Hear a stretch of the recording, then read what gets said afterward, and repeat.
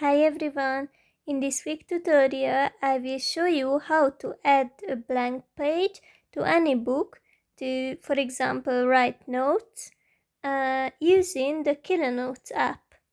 So open the app, go to the document you would like to work with, and now you can see that here I have a page fully written and then another one.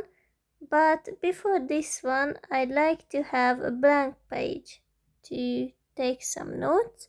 So I'll go right here on the top right corner, this icon here, and click on After Page and choose Blank. So now I have a blank page. You can see it. And it's possible to freely take notes here or draw something very nice. You decide.